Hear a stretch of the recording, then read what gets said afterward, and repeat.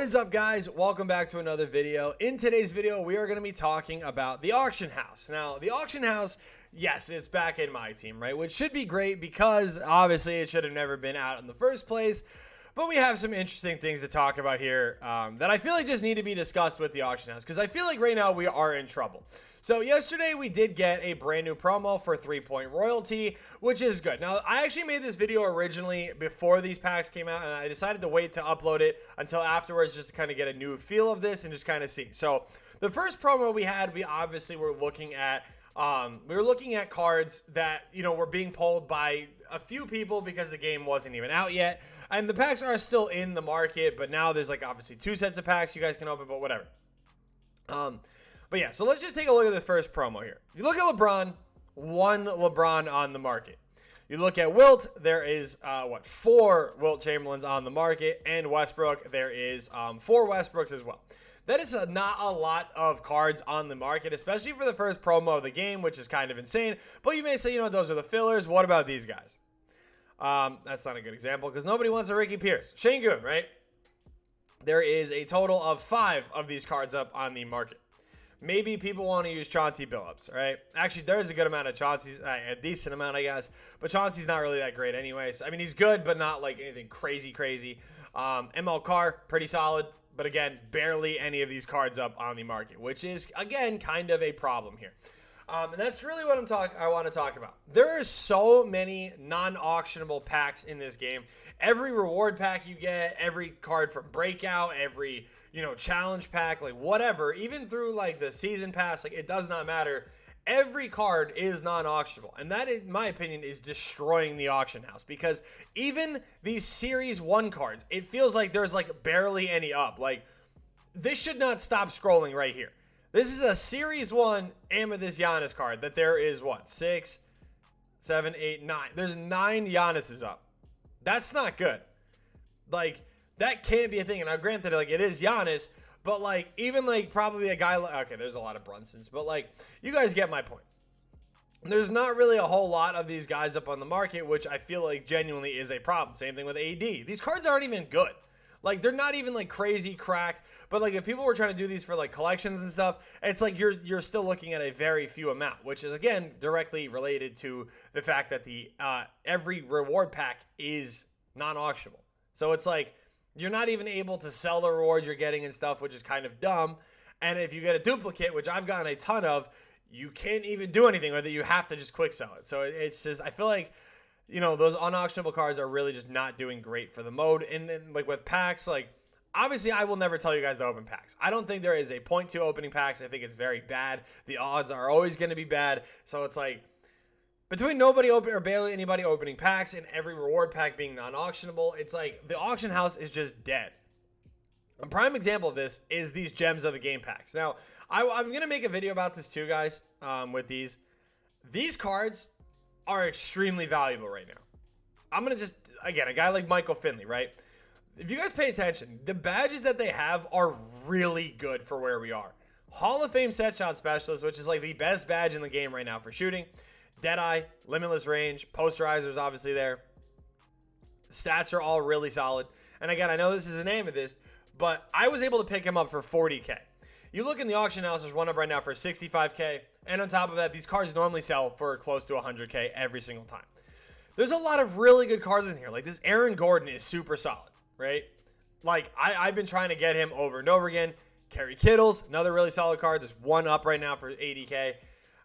These cards are worth it though. That's like the thing. Like if you could snag these guys, like these cards and stuff for anywhere from like 70 to 80K, they're definitely worth it. And some of them you could even look for as far as even close to 100K. They're really good for where we are in the mode right now. Amethyst though aside, fine. I'm talking about these rubies, right? These are supposed to be like the budget cards that you guys can use in this game right now.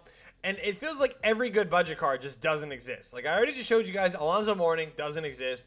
James Posey doesn't exist. And these cards are in the game. It's not like they're just not available right now. Rui, none exist. Jaquez Jr., none exist.